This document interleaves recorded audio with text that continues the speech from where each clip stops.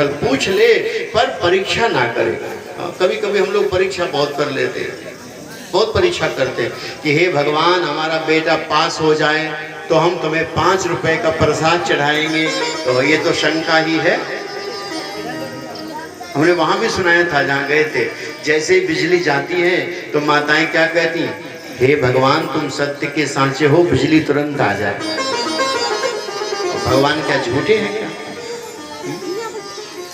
भगवान तो सुनते हैं, भगवान पर संशय नहीं करना चाहिए। सती ने किया तो सती ने जब संशय किया तो उन्होंने परीक्षा किया और परीक्षा कर करके फिर भगवान शिव को पता चल गया। भगवान ने पूछा क्या किया? बोले कछु न परीक्षा ली न गोसाई और कीन प्रणाम तुम्हारी ही नहीं। तो भगवान शिव तो जब जानते थे तो उन्होंने कहा अच्छा ऐसा किया? हाँ, तब शंकर देखो धरि ध्यान औसती झुकीन चरित सब। तो उसका परिणाम क्या हुआ?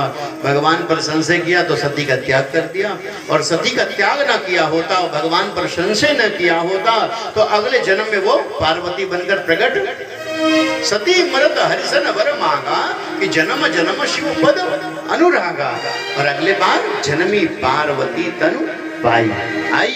तो क्या किया? तो पहले तो पूजा पाठ तपस्या किया। विवाह जब शंकर से हो गया तो एक दिन यही पूछा प्रभु कि राम कवन प्रभु पूछहु तो ही। अरे ये राम कौन था जिस कारण से हमने अपना शरीर ही जला डाला? ये राम कौन थे?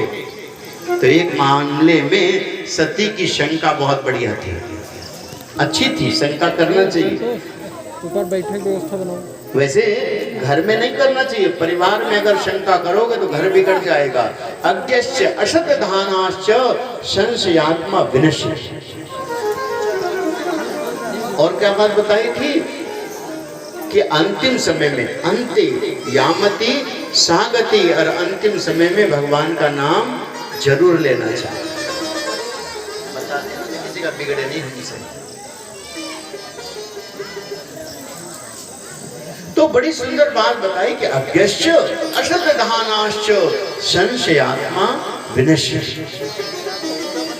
जो अज्ञानी हैं, जो अश्रद्धालु हैं, उनका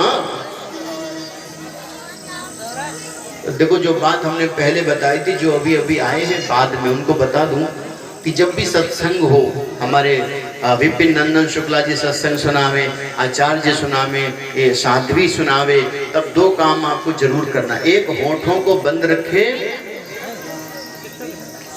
और कान को खोल कर रखे, क्योंकि रामचरितमानस में भी ऐसा लिखा है कि जिन हरि कथा सुनी नहीं कान और श्रवण रंध्र अहि भवन समान। अहि माने सांप, और सांप के रहने की जगह। बिलेवतोरु क्रम विक्रमाने न शृण्वतः कर्णपुटे नरस्य। जिन्होंने कानों में से कथा नहीं सुनी तो वो सब कान नहीं, सांप के रहने के बिल है। ये कथा अच्छा कितने लोगों ने सुनी ये बताओ? छोटे छोटे ने भी सुनी है, बड़े बड़ों ने भी सुनी है। एक कान जो है, हमारे गोला भैया को पता होगा, तो सत्संग में बहुत रहे, सच्चिदानंद महाराज जी के साथ बराबर जाते रहे। तो संत बताते हैं कि ये आपका कान नहीं है, वो सांप के रहने की बिल है। और सांप हो ना हो तो इतना मोटा तो होता ही, हमने देखा है। तो ये बताओ वो आपके कान में रहेगा कैसे? कथा तो बहुत सुनी तुमने, नहीं पता? तो एक दिन सांप पकड़ो, कान में डालकर देखो। संत कहते हैं बिलेवतोरु क्रम विक्रमाने न शृण्वतः कर्णपुटे नरस्य। जिन हरि कथा सुनी नहीं काना श्रवण रंध्र अहि भवन समाना। सांप के पास क्या होता है? विष। और उपनिषदों में कहा गया है ये विष जो है उतने जहरीले नहीं होते जितना ये विषयों का चिंतन, विषयों का सुनना जहरीला होता है। तो हमें ऐसे शब्दों को नहीं सुनना है जिनमें विषय हो, जिनमें लोभ हो, ईर्ष्या हो, द्वेष हो, अभिमान हो, ऐसी सांसारिक चर्चा को जब हम सुनते हैं, वही सांप का जहर है, वही सांप है। वो सर्प रूपी शब्दों को अपने कान में स्थान नहीं देना है। त्यजात दूरात विषयान विषम यथा, आरुणिक उपनिषद में ऐसा लिखा हुआ है।